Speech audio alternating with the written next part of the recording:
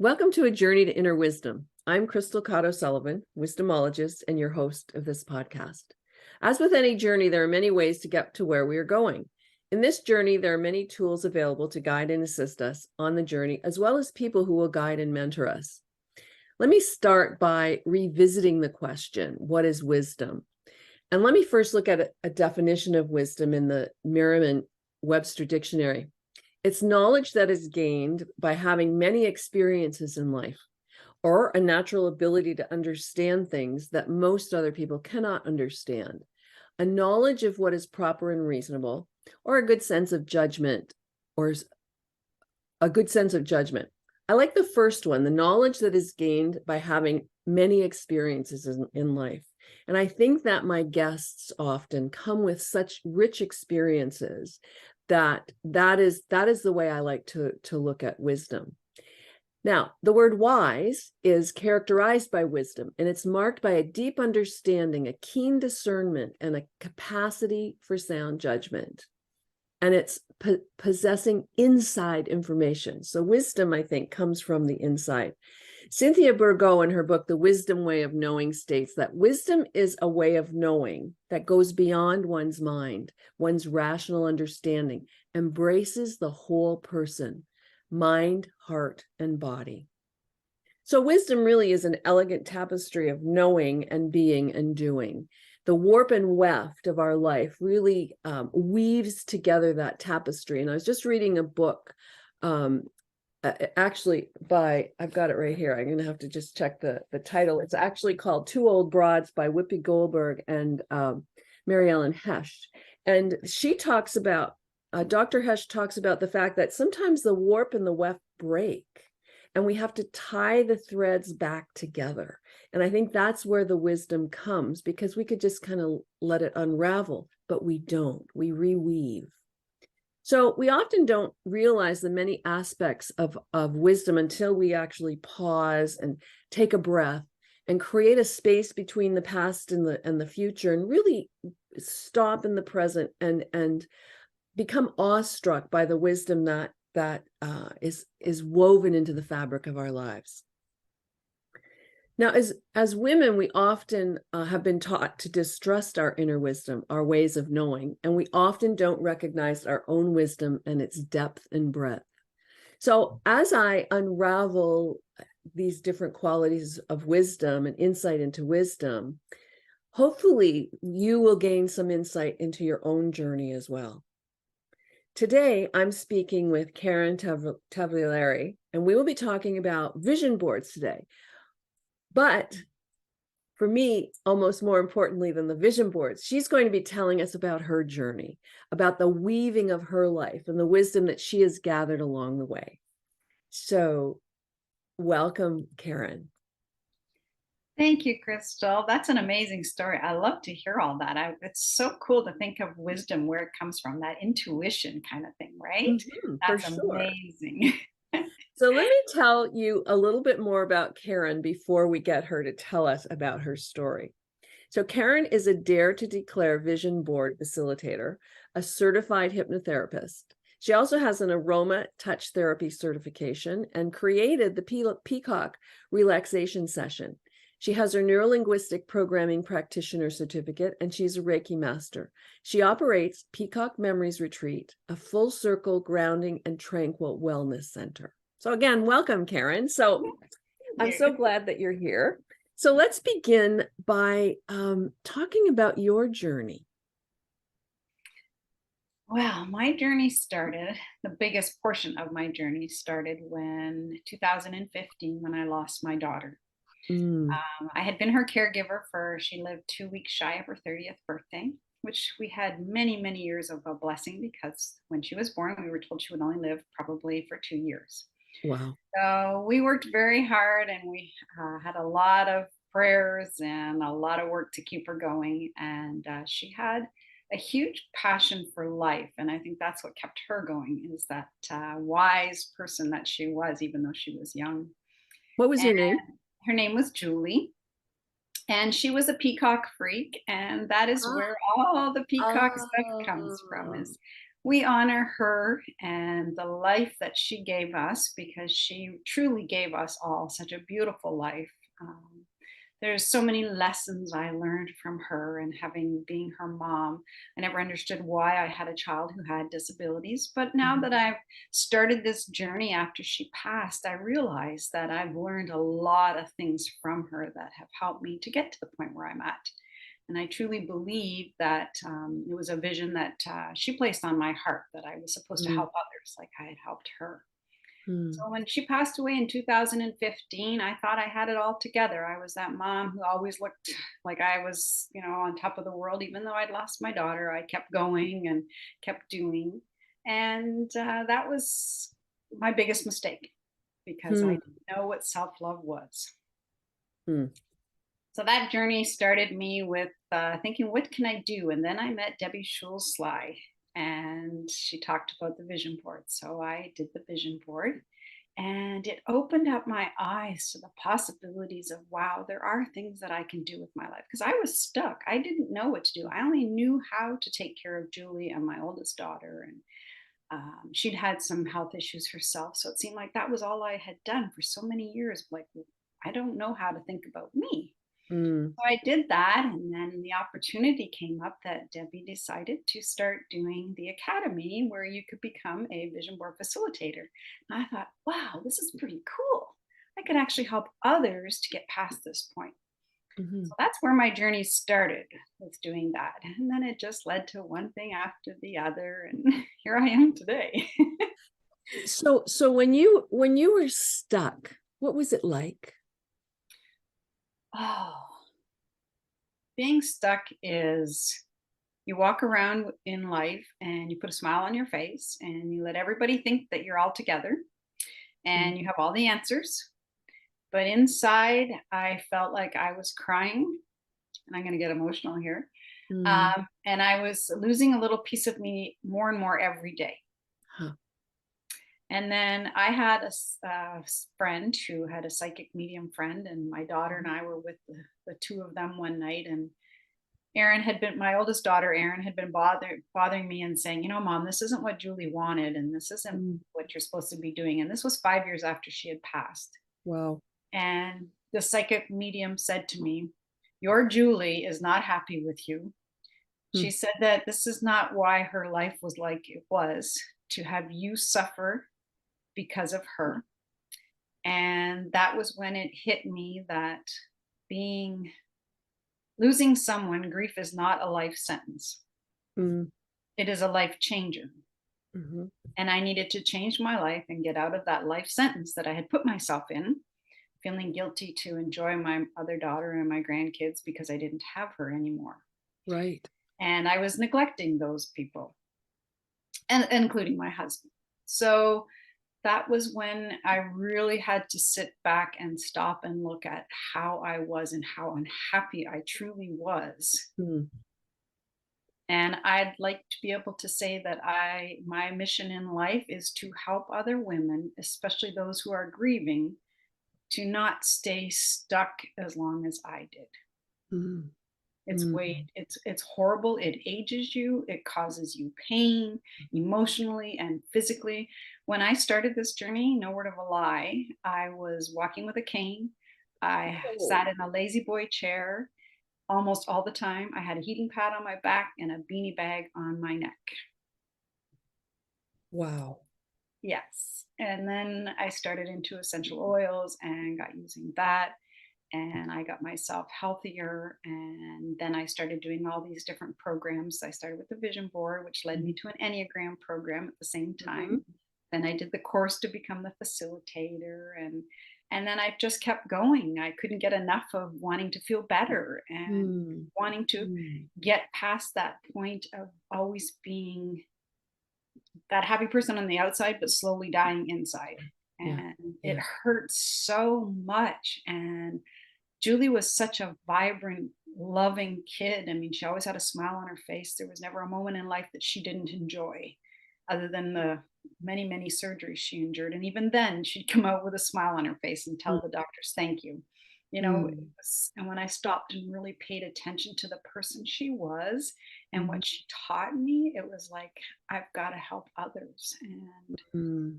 that was why I created the Full Circle Wellness Center, so that mind, body, and spirit, you can heal and get to a point where you can become your very best version of you. And that's what I've been working on. And I feel I'm really close to being there, and I will be there once I've helped more and more women to get to that as well. Right. Because it really is a journey, isn't it? It's not a destination. It's what happens to us on the journey and what we learn and who we bump into. Yes. You know, I'm always fascinated by the those times of transition where our life changes. And sometimes the transitions are easier than others. Sometimes the transitions are quite joyful. Um, but sometimes we get stuck in that in between time. Yes. And what advice would you give people who are stuck in that in between time? For me, I would say the worst thing you can do is stay there. Reach out to anyone you can possibly find to try and guide you to a spot where you can find. It's going to take time. You can't do it overnight. I've been on this journey for it's 8 years now since she's passed, and it took Mhm, me 5 years to decide to do the journey. mhm, But it's life is too short. And I learned that from Julie. And yes, why am I wasting all these years with my beautiful grandchildren, my mhm, oldest daughter, my husband, my friends? I'm wasting a life being in a spot that is serving no one. mhm, And if you can find someone who can help you get off that roller coaster, because I went to counseling, I did all those things, and they were amazing. They did a great job, but they can only take you so far. right. Then you need to find that next step. And that's where I couldn't find it. I was lacking it. Where do I go? What do I do? Mhm, And that was when I found Debbie and decided that I need to change and I need to put a purpose to my life. Because I didn't know what mhm, to do. I'd spent 30 years of being Julie's mom, and that was sure, how everybody knew me, right? sure. That's my advice, is to don't wait. Like I said, my biggest slogan is grief is not a life sentence, it's a life changer. You Yeah, have to find a way to change your life, yeah. to accept that grief. Because I'm telling you, there isn't a moment goes by that I don't think about my Julie and what she brought me, because I surround Mm, myself with her. mhm. So doesn't I mean we forget. That's right. That's right. Yeah. I see the peacock feathers behind you. Yes. Yes. Yeah. Well, and I think that the other interesting thing is there's no right or wrong way, and there's no right or wrong time. And I think that,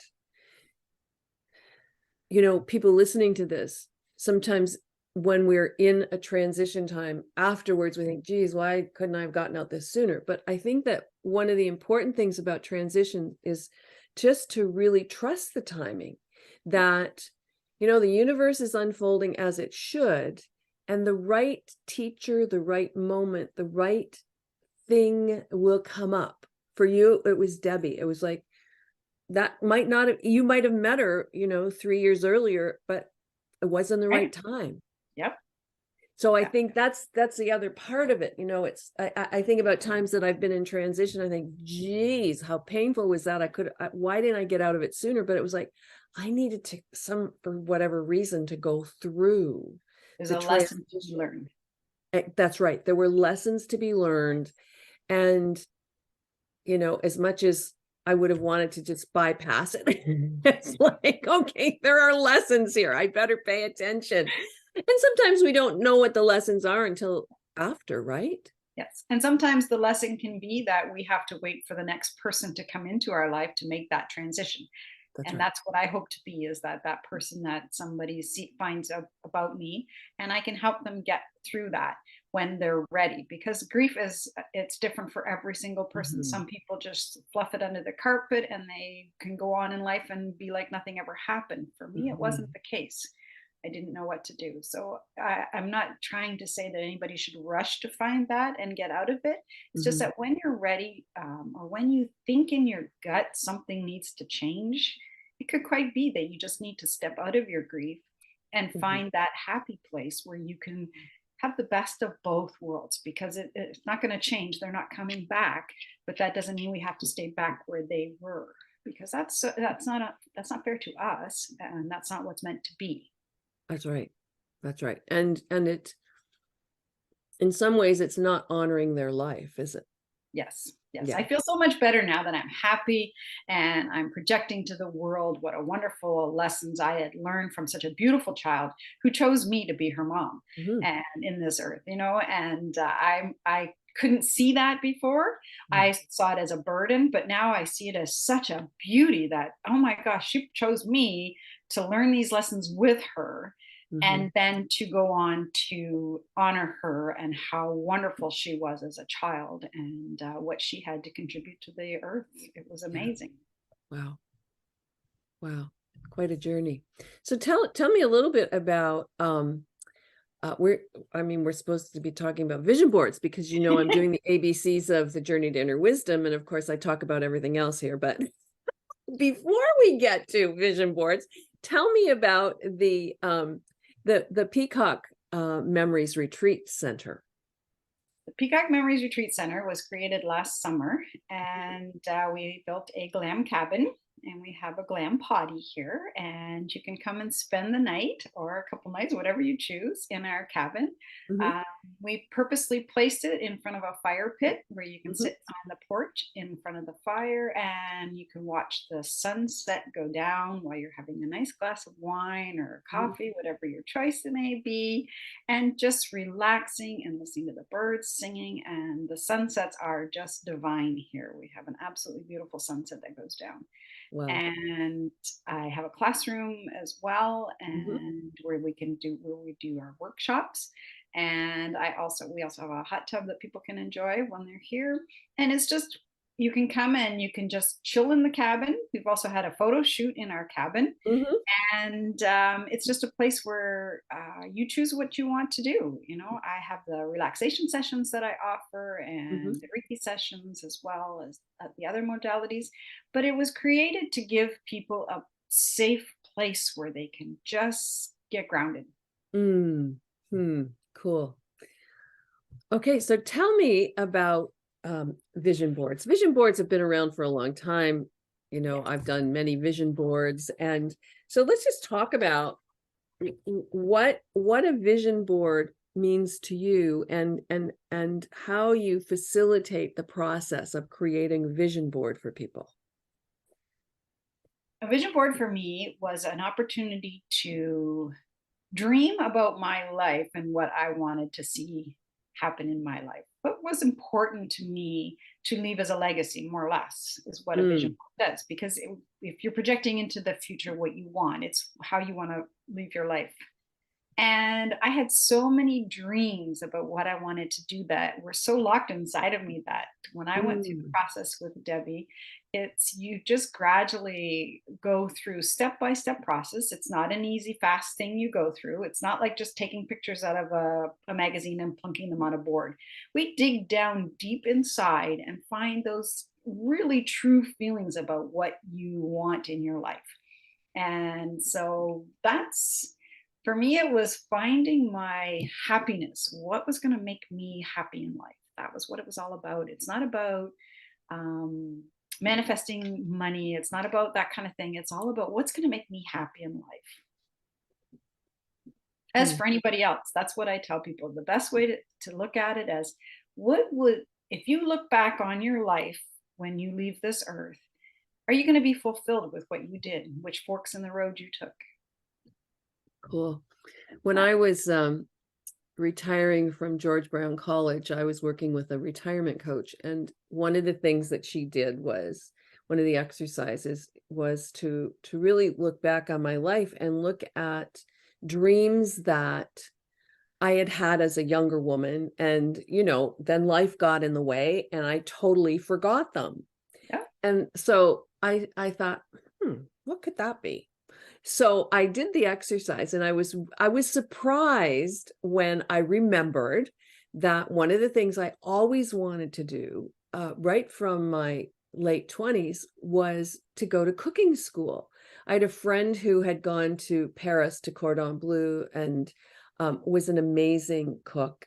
And we would go to parties and she would cook something and I would run home and get my joy of cooking and think, if Margaret can do this, I can do this. I love it. So anyway, so I thought, oh my God, I've always wanted to go to cooking school. So my coach said to me, well, duh, you're at George Brown College. It has one of the best chef schools I in love it. Canada.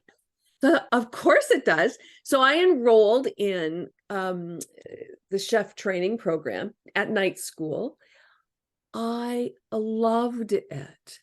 And it was a dream that was buried. But so often we go through life and all those dreams are just kind of pushed down for many, many different reasons, whether it's kids or work or just preoccupied, or we fall asleep about what we really want to do. And so, honest to God, Karen, I would get home from work. I was very close to the college. I would walk home. We had to dress in full regalia. So, I had the chef hat, I had the jacket, the steel toe shoes, everything. I carry my knives and my toolbox. I get there at 6, and I could never believe it was already 10 o'clock at night because I was having so much fun. But Wow. that's the kind of thing that you're describing, isn't it? It's that. Yes. It's Yes. just, it just That inner energizes. child, that inner Yeah. child that really has been hidden for so many years because of all the obligations we have in life.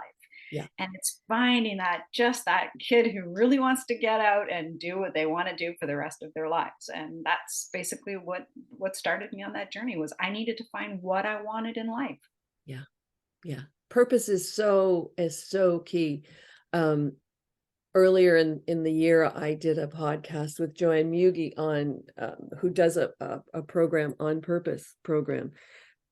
And so often we just fall into things and we don't really think about, well, why am I doing this? And what is my purpose in life? Because we're each here with a purpose. And Mhm. all of these tools are ways to help us to really uncover what is that purpose.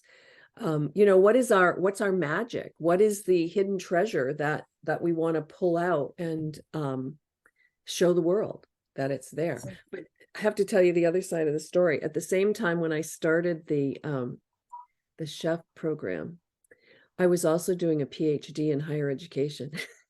And I quit because I thought, oh my God, this just not giving me joy here. This is not as much fun as cooking. So I stopped that and just really focused on the cooking classes. They were Right. so much more fun. Absolutely. And that's what it's all about. When you are choosing to do the things that you want to do, they need to bring you joy. Grant you, everything comes with with a cost of our time and our energy. But if it's not serving what's inside of you, then it's time to let it go, right?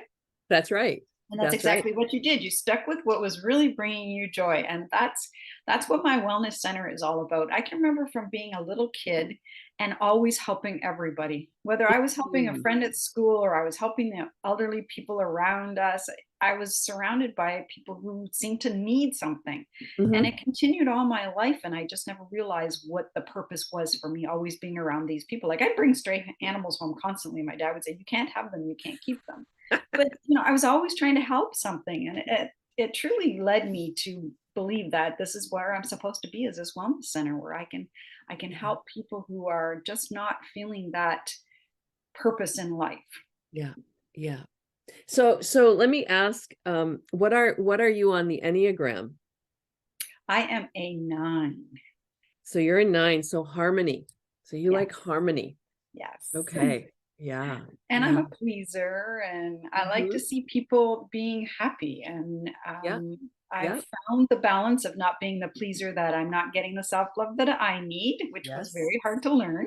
Yes. But it was very fulfilling to learn that and realize how I was making the mistakes that were harming others by not allowing them to be who they need to be and going through those steps that they needed to go through and allowing them to learn from their lessons. And that was Right. very, very hard for me. My gosh, I can remember saying to Julie, well, I don't know about this, but then letting her go out and do it so that she could have those lessons. Like the Right. first time I let her go on a trip, and it was like, oh my gosh, do I really want to do this? I mean, this was a child who had a trach and was in a wheelchair, and it was like, I don't know about this, but those were the lessons that she had to go through in life to That's right. learn to be who she needed to be. And having that now to look back on was like, whoa, I could have made some huge differences, but you know what? It is what it is. Yep. And you know what you know when you know it, right? So, That's right. That's right. yes, yes. Absolutely. Absolutely. So do you offer workshops on vision boarding? I do offer them. I had one back in May, and I will be doing a power word with a retreat that's coming up soon. More details to come later. I'll keep Okay. you in suspense, but I do offer one to one. And if anyone was looking to do a group, I can do the group. I have the facilities here, or I'd be willing to go out to another place to do it.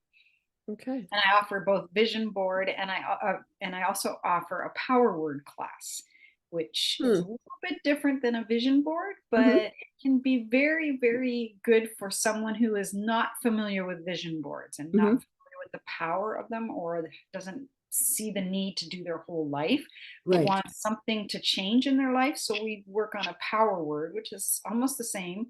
It's a shorter version, and we do it Mhm. on like a postcard size. Hmm. And we pick a word after doing a process. You Hmm. find your word that's within you, Hmm. and you use that word to create goals and tasks to get you to the next level. And that Hmm. usually requires them, once they get to that next level, is like, I need to do a vision board. I need to get bigger and bigger in this goal. But Right. sometimes you can't find that way to that big goal. So we start with a power word, and it's just enough to, it's a reminder every day you look at this power word, whatever your Hmm. power word happens to be. Hmm. Mine this year was revive, because I Hmm. had gone through some more difficulties in my life, and I needed to revive myself and get to the point where I was before. Hmm. So it was a word that helped me to stay on track with those goals. Hmm. Cool. Now, when you do a vision board workshop, how long are they? They usually run at least 6 hours. We Oh, have a break wow. in between. Yep, they're 3 hours, then we do a break, and then we do 3 hours more.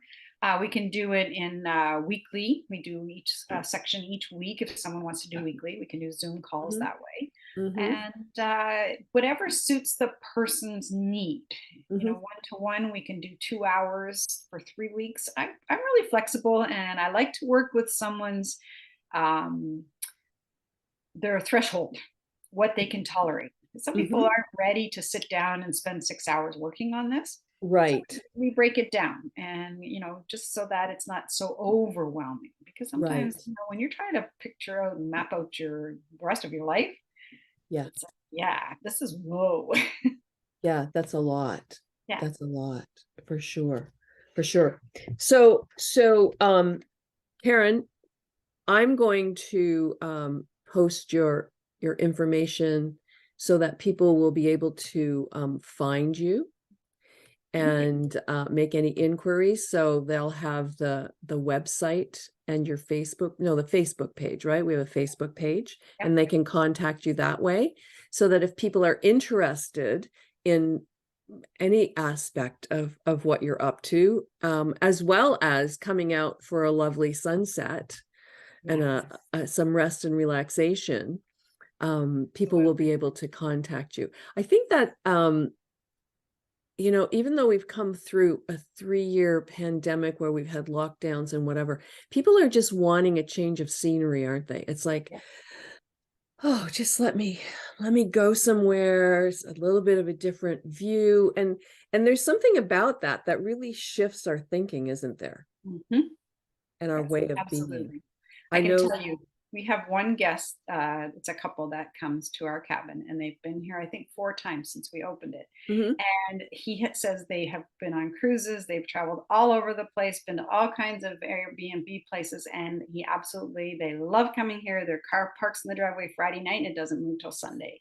And That's they great. absolutely, he says all the time, this is my favorite place to go now. I don't want to go Wow. anywhere else. So, Wow. Wow. And it really it really suits the word retreat, doesn't it? It's like Yeah. the going away. Vacations are great, but they're often so busy that we have to come home to refresh. Yes. But taking that time out just to regenerate is so important. Yes, And especially now, I think, since, I mean, I think I came through COVID quite well because, I live with a number of people, my husband, my mom, and there's, a lot of activity going on in the house. But for people who have been isolated and by themselves, I think, needing to kind of get away and think about, okay, what was that all about for me? And what is the next phase going to look like? Because it was,